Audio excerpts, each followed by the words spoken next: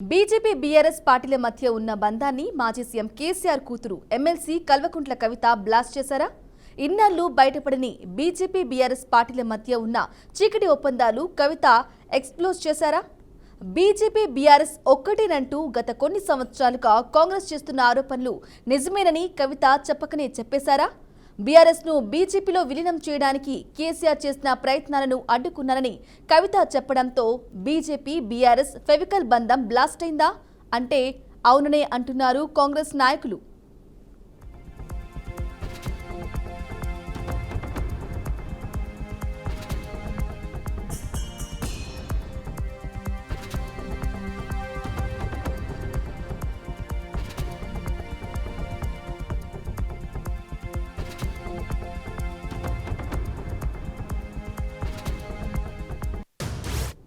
MLC Kalvakuntla Kavitha తన తండ్రి మాజీ సీఎం కేసీఆర్ కు రాసిన లేఖాస్త్రం తెలంగాణ రాజకీయాల్లో ప్రకంపనలు సృష్టిస్తుంది.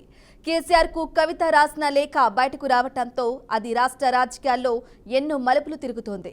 ముందు తాను లేఖ రాయలేదని చెప్పిన కవిత చివరికి ఆ లేఖ తానే రాశారని, అయితే ఆ లేఖ ఎలా బయటకు వచ్చిందని ప్రశ్నిస్తున్నారు. గత 25 ఏళ్లుగా తాను తన తండ్రికి లేఖలు రాస్తున్నానని, కాను తాను రాసిన లేఖలు ఎప్పుడు కూడా బయటకు రాలేదని చెప్పారు. అయితే తాజాగా తాను రాసిన లేఖ బయటకు రావడంతో లేఖాస్త్రంలోని ప్రశ్నల పరంపర ఇప్పుడు తెలంగాణ రాజకీయాలు తీవ్ర ప్రకంపనలు రేపుతున్నాయి.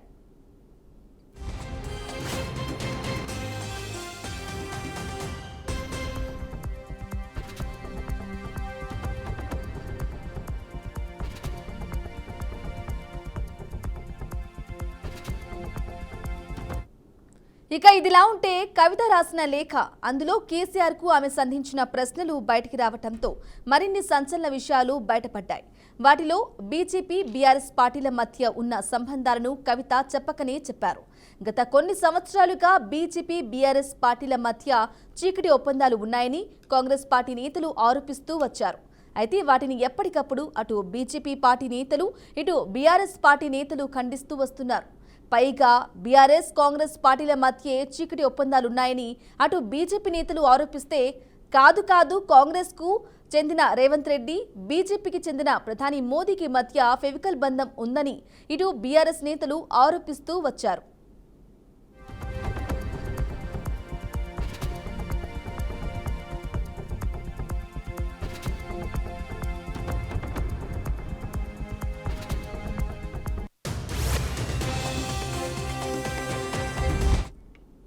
అయితే తాజాగా ఎమ్మెల్సీ కవిత ఇచ్చిన లేఖ లీక్స్ లో బీజేపీ బీఆర్ఎస్ బంధం బయటపడడం ఇప్పుడు తెలంగాణలో హాట్ టాపిక్ గా మారింది. ఇన్నాళ్లు బీజేపీ బీఆర్ఎస్ పార్టీల మధ్య ఉన్న బంధాన్ని కవిత చెప్పకనే చెప్పేశారు. బీజేపీలో బీఆర్ఎస్ పార్టీని విలీనం చేయాలనే ప్రతిపాదనను తాను వ్యతిరేకించానని, అంతేకాదు అసలు బీజేపీలో బీఆర్ఎస్ విలీనమే తరువాయి అనే సమయంలో తానే ఆ ప్రక్రియను ఆపారని కవిత బిగ్ బ్లాస్టింగ్ చేశారు. దీంతో కవిత చేసిన వ్యాఖ్యలు ప్రస్తుతం తెలంగాణ రాజకీయాలను కుదిపేస్తోంది. అయితే మొన్నటిదాకా గులాబీ పార్టీని బీజేపీకి బీ టీం అని కాంగ్రెస్ అంటుంటే, ఆ రెండు పార్టీలు ఒక్కటేనంటూ కాషాయ దళం కౌంటర్స్ వేసేది. ఇటీవల అది ఇంకొంచెం అడ్వాన్స్ అయిపోయి ఏకంగా బీఆర్ఎస్ పార్టీని కాంగ్రెస్ లో విలీనం చేస్తున్నారని, దాంతో కేసీఆర్ మళ్లీ ముఖ్యమంత్రి అవుతారంటూ బీజేపీ నేత ఎన్వీఎస్ఎస్ ప్రభాకర్ ప్రెస్ మీట్ పెట్టి మరీ ఆరోపణలు చేశారు. అంతేకాదు బీఆర్ఎస్ ను జూన్ 2 లేదా డిసెంబర్ 9 తర్వాత కాంగ్రెస్ లో విలీనం చేసి సీఎంగా కేసీఆర్ ప్రమాణ స్వీకారం చేయబోతున్నారని తేదీని కూడా ప్రకటించారు.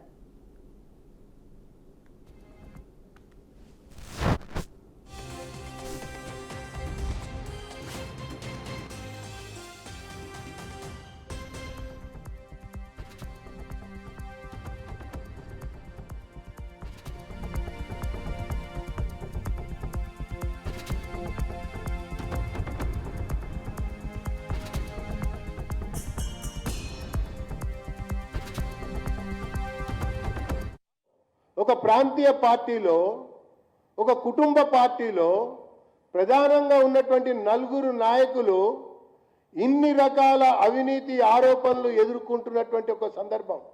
బహుశా ఇలాంటి నేపథ్యం భారతదేశ రాజకీయ చరిత్రలో, ప్రాంతీయ పార్టీల యొక్క చరిత్రలో ఏ ప్రాంతీయ పార్టీకి కూడా, ఏ ప్రాంతీయ పార్టీ నాయకత్వానికి కూడా ఇన్ని రకాల అవినీతి ఆరోపణలు వచ్చినటువంటి సందర్భాలు లేనే లేవు. ఒకటి కాదు, రెండు కాదు, మూడు కాదు. ఫోన్ ట్యాపింగ్ వ్యవహారం, కాళేశ్వరం విచారణ, ఈ ఫార్ములా, మాదక ద్రవ్యాలు, భూముల వ్యవహారం, ఇక పోతే పశువులకు సంబంధించినటువంటి ఒక దాని విషయంలో కూడా ఇన్ని రకాల ఆరోపణలు ఎదుర్కొంటూ వీళ్ళు జనానికి నాయకత్వం వహించేది ఏంది? వీళ్ళు జనానికి ప్రత్యామ్నాయం అని అనటం ఏంది? పైగా విచారణకి వెళ్ళొచ్చి హాజరయ్యి కేటీఆర్ మాట్లాడిన మాటలు, అక్కడ కవిత కూసిన కారు కూతలు, ఇప్పుడు విచారణ నోటీసులు వస్తుంటే న్యాయస్థానాల తలుపులు తట్టడాలు, ఇవేవో రాజకీయ పరమైన నోటీసులుగా తీసి పారేయడం కొరకు చూపించటాలు, ఇవి రాజకీయ నోటీసులు ఎంత మాత్రం కాదు. ఇవి ముమ్మాటికి అవినీతికి. ఇక ప్రభాకరే కాదు, ఆయన మాటలు నిజమే అన్నట్లు బీజేపీ నాయకులు కొందరు దానికి వంతపాడారు. కాంగ్రెస్ బీఆర్ఎస్ మధ్య డీల్ కుదిరింది, అంతా మాట్లాడేసుకున్నారు, ఇక సంతకాలు చేసుకోవడమే మిగిలిపోయిందంటూ సోషల్ మీడియాలో హోరెత్తించారు. ఇక జూన్ 2 లేదా డిసెంబర్ 9 తర్వాత బీఆర్ఎస్ కాంగ్రెస్ లో విలీనమైపోతుందంటూ సోషల్ స్టోరీస్ లో ఎవరికి వారు స్టాంపులు వేసేశారు. దీంతో బీజేపీ ఆరోపణలు తెలంగాణ జనంతో పాటు సోషల్ మీడియా పోస్టులు జోరుగా సర్క్యులేట్ అయ్యాయి. తీరా చూస్తే బీజేపీలోనే బీఆర్ఎస్ విలీనమయ్యేదని, దానిని తానే ఆపారని కవిత చెప్పడంతో ఏ పార్టీతో చీకటి ఒప్పందాలు ఉన్నాయనేది తెలంగాణ ప్రజలకు ఓ క్లారిటీ వచ్చినట్లయిందని రాజకీయ విశ్లేషకులు చెబుతున్నారు. ఇన్నాళ్లు ఏ పార్టీల మధ్య ఎలాంటి సంబంధాలున్నాయనే విషయంలో ప్రజలకు క్లారిటీ లేక తలలు పట్టుకునేవారు. ఇక ఏ పార్టీ నేతలు ఏం చెప్పినా నమ్మేసేవారు. కానీ కవిత క్లారిటీ ఇవ్వడంతో ఏ పార్టీకి చీకటి ఒప్పందాలున్నాయనేది తేడతెల్లమైందని వారు తేల్చి చెబుతున్నారు. అయితే నిజంగానే బీజేపీలో బీఆర్ఎస్ విలీనాన్ని కవిత ఆపారా? రెండు పార్టీల మధ్య అంత ఫెవికల్ బంధం ఉండేదా? ఆ రెండు పార్టీల మధ్య చీకటి ఒప్పందాలు ఉన్నాయని ఇన్నాళ్లు చెప్పుకుంటూ వచ్చిన కాంగ్రెస్ ఆరోపణలు నిజమయ్యాయా?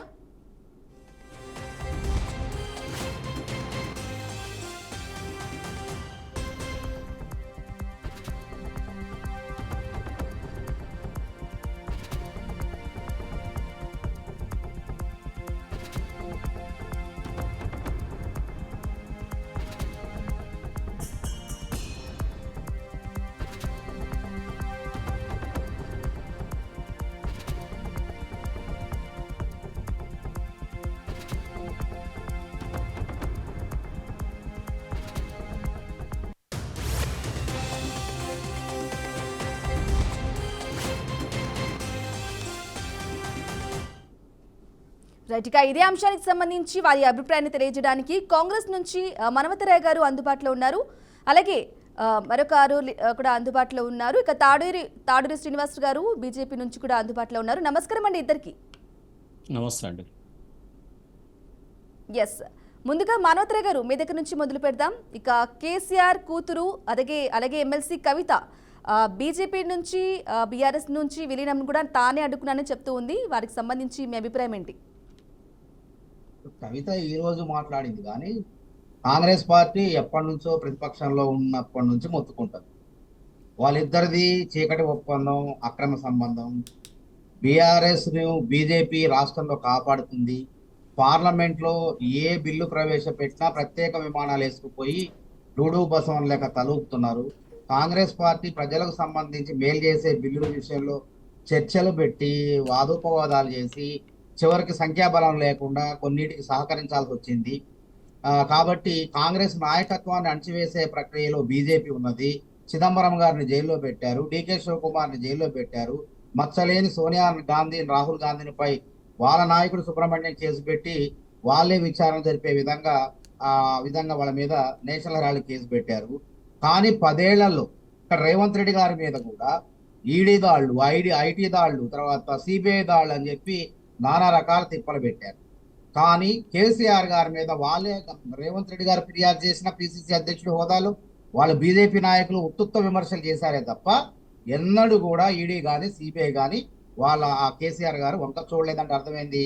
వాళ్ళు ఎప్పుడు కూడా కలిసే ఉన్నారు. కాబట్టి బీజేపీ వాళ్ళు కూడా ఏం చేస్తారు, ఈడీ అస్త్రాన్ని తర్వాత సిబిఐ అస్త్రాన్ని వాళ్ళకు అనుకూలమైనటువంటి పార్టీల పైన ప్రయోగించరు.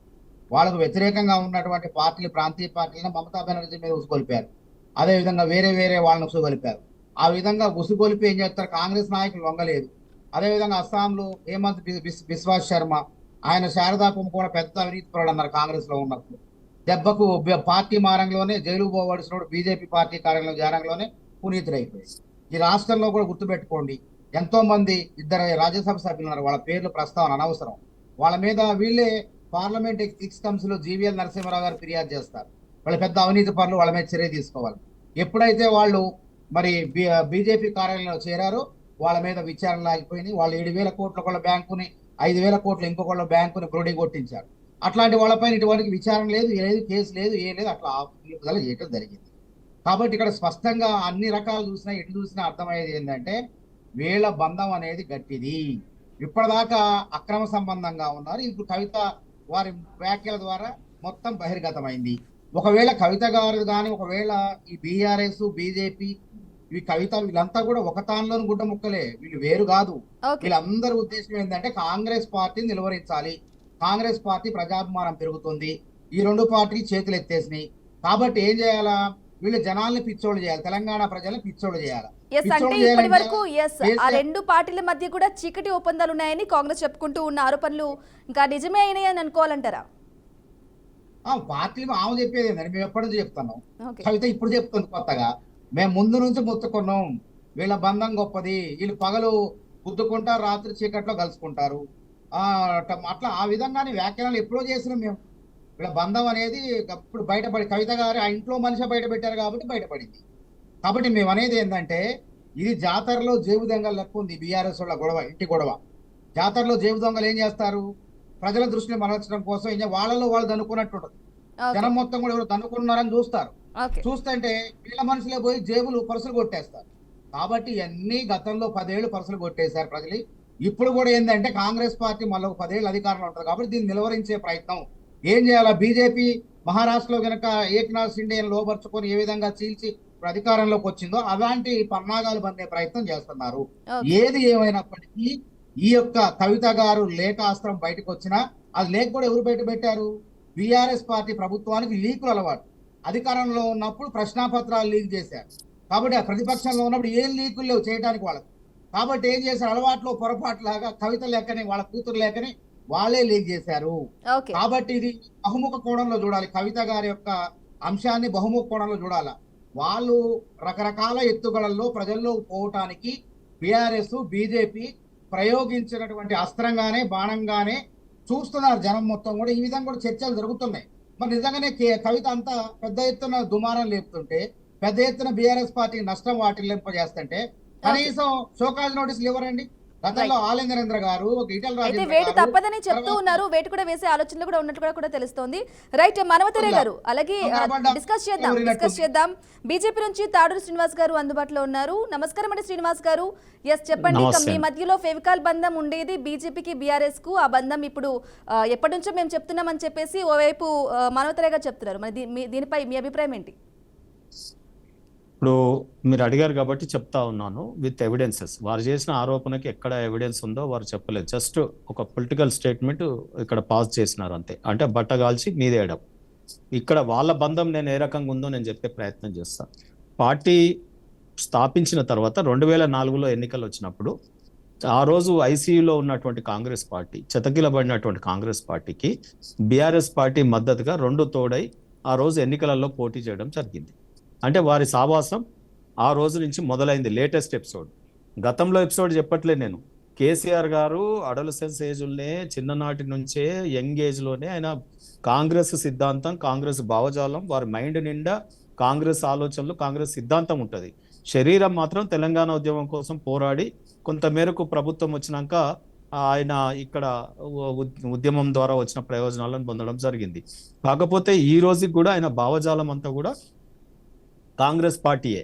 రెండోది 2009 తర్వాత ఈ యూపీఏ గవర్నమెంట్ కాలంలో మళ్ళీ కేంద్రంలో కూడా వీళ్ళిద్దరూ కలిపి సర్కారు చేయడం జరిగింది. యూపీఏలో ఏది మంత్రి పదవి తీసుకోవడం కానీ, లేకపోతే ఆ తర్వాత సెకండ్ యూపీఏలో అమ్మను తెలంగాణ ఇచ్చేస్తే నేను నా పార్టీనే నీ దాంట్లో విలీనం చేస్తా, ఎందుకంటే నాకు వస్తే గీస్తే నేను కాంగ్రెస్కే వస్తాను, నేను ఎక్కడ పోను, కాబట్టి నాకు కాంగ్రెస్ అంటేనే ఇష్టం, మీరు ఇవ్వండి అని చెప్పి వారికి ఫ్యామిలీ ఫోటో దిగడం, వారికి చెప్పి రావడం. ఆ తర్వాత వచ్చి సోనియా దేవత అన్న కాలం ఉంది, ఆ తర్వాత అనేక సంఘటనలు కూడా ఉన్నాయి.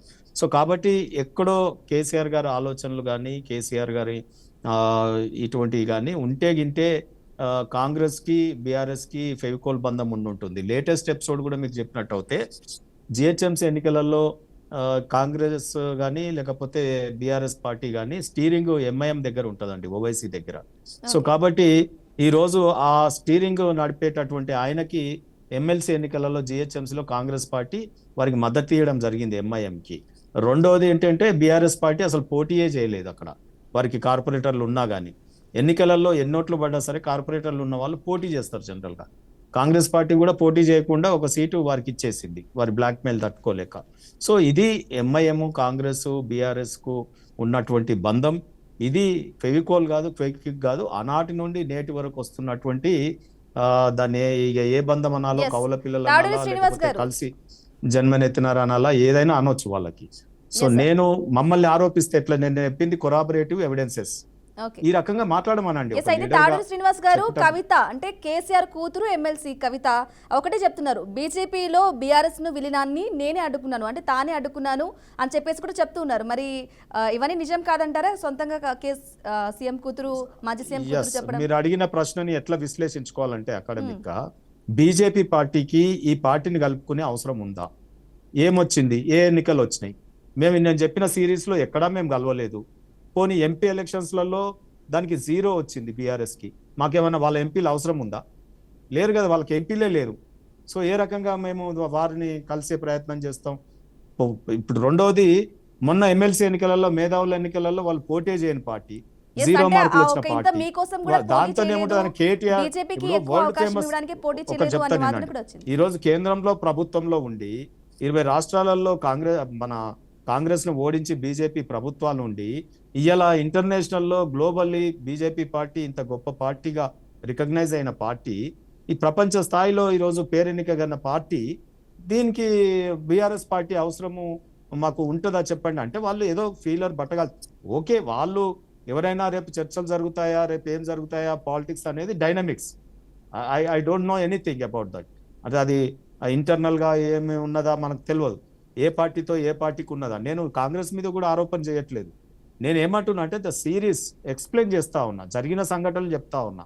జరిగిన దాంట్లో అబద్ధం ఏమి ఉండదు కదా, నేను చెప్పిన దాంట్లో జరగబోయేది ఊహించి చెప్పినప్పుడు అట్లెట్లయితుంది ఇట్లెట్లయితుంది అని మనం కొట్టుకసావాలి. ఆయన మానవతరాయ్ గారు, నేను అది మనకెందుకు ఇప్పుడు.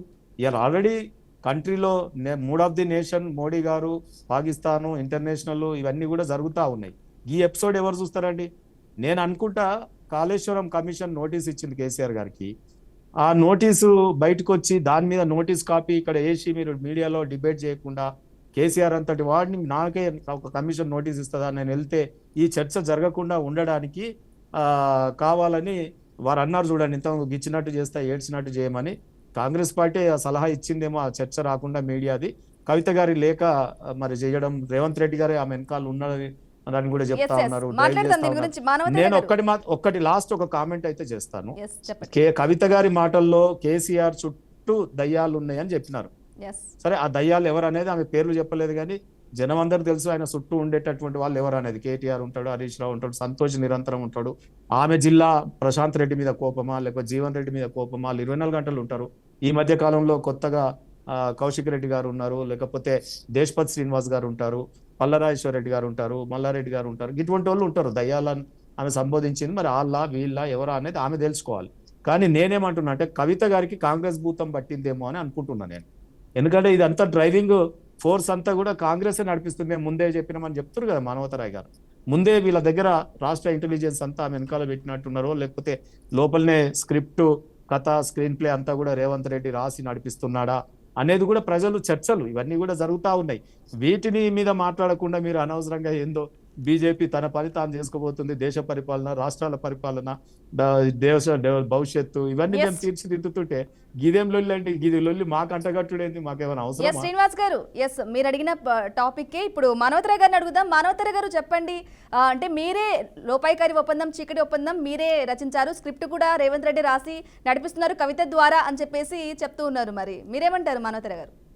ఇప్పుడు కవితని మేము వాడుకోవాల్సిన మాకు అవసరం లేదండి. ప్రజా సమస్యలు వాటి పరిష్కారానికి ఇచ్చిన హామీలు నెరవేర్చేందుకు, ఆర్థిక పరిస్థితిని గాడిలో పెట్టేందుకు ముఖ్యమంత్రి గారు తలమునకలై ఉన్నారు. ఇట్లాంటి దిగజాడు రాజకీయాలు ఎప్పుడు కూడా కాంగ్రెస్ పార్టీ చేయదు. మహారాష్ట్రలో అదే చేశారంటాను నేను. నేను ఒక ముక్కుసూటి ప్రశ్న అడుగుతా, తీసుకుంటావా? మాట్లాడండి. కాదు, నేను ఒక ముక్కుసూటి ప్రశ్న Yes, yes, ఒక్క క్వశ్చన్ అడుగుతారంట మానవతర గారు, ఒక్క క్వశ్చన్ అడుగుతారంట శ్రీనివాస్ గారు. ఒక ప్రశ్న ముక్కుసూటిగా అడుగుతా, మీరు ముక్కుసూటిగా జవాబు చెప్పండి. అడగండి. నేనేమంటున్నా అంటే ఒకటే ప్రశ్న, ఒక్క లైన్ ప్రశ్న. ఇప్పుడు చెప్పండి, మరి ఫ్లో పోతుంది. సరే సరే సరే కానీ రైట్. కూడా ఇక్కడ ప్రాంతీయ పార్టీల్ని పావులుగా చేసుకొని ఒక వర్గాన్ని సిండే వర్గాన్ని, తర్వాత తాకరే వర్గాన్ని ఎట్లా నెట్టి వీళ్ళ అధికారంలోకి వచ్చారో మీరు చూశారు. అయితే కాంగ్రెస్ పార్టీ ఎప్పుడు కూడా బీజేపీ పార్టీతో జత కట్టదు, ఇది జగమెరిగిన సత్యం. కానీ ప్రాంతీయ పార్టీ అనేవి బీజేపీ పార్టీ జత కట్టదు. మేము అప్పుడేదో ఉద్యమ సమయంలో తెలంగాణ 2004 సంవత్సరంలో వాళ్ళ గవర్నమెంట్ తీసుకొని బాధ్యత చేసి ఎప్పుడు కూడా అక్రమంగా చీకట్లో చేయలే.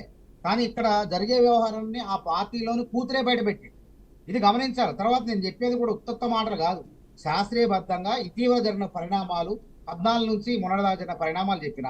లింగోజీ కూడా కార్పొరేట్ ఎన్నిక జరిగితే బీజేపీ సిట్టింగ్ స్థానం, వాస్తవంగా ప్రజలు సానుభూతితో అభ్యర్థి చనిపోతే ఆయన్నే గెలిపిస్తారు, వాళ్ళ కుటుంబాలను గెలిపిస్తారు.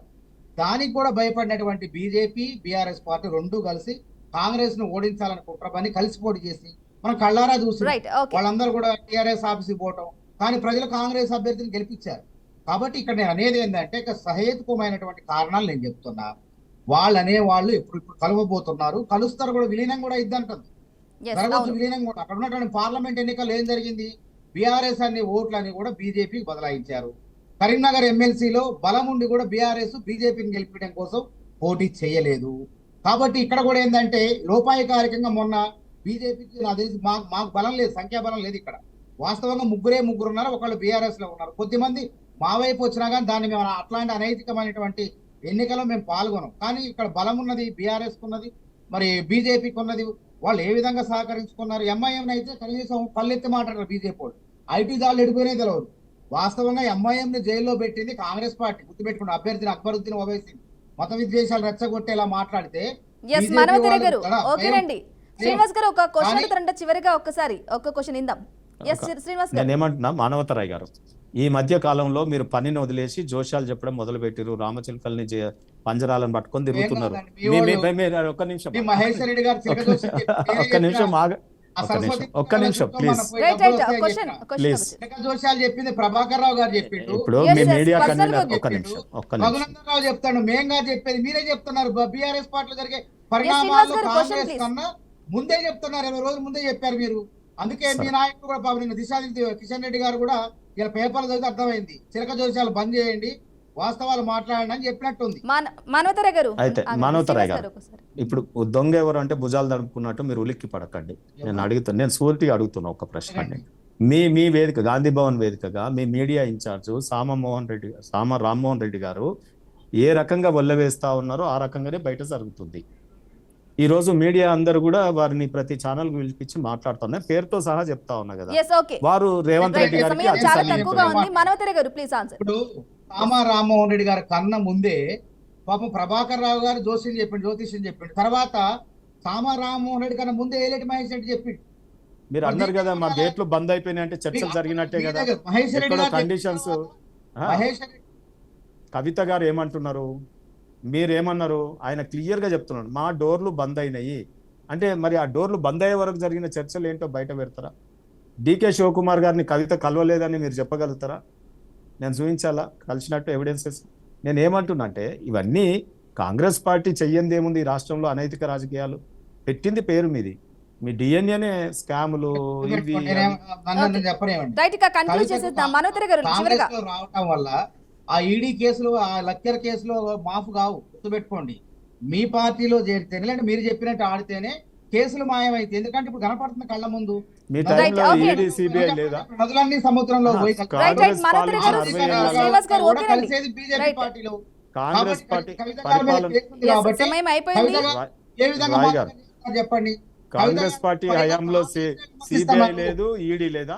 మీ హయాంలో లేవా మా హయాంలో ఇంత దుర్వినియోగం చేయలేము. ఇటువంటి రైట్ అండి ఓకేనండి థ్యాంక్ యూ అండి మీ అభిప్రాయాన్ని తెలియజేసినందుకు కాంగ్రెస్ నాయకులు మానవతరావు గారు అలాగే బీజేపీ నుంచి తాడూరి శ్రీనివాస్ గారు థ్యాంక్ యూ అండి ఇది వాళ్ళ స్పెషల్ ఇన్ డెప్త్ స్టేట్యూన్ బీఆర్కే న్యూస్ తెలుగు సత్తా.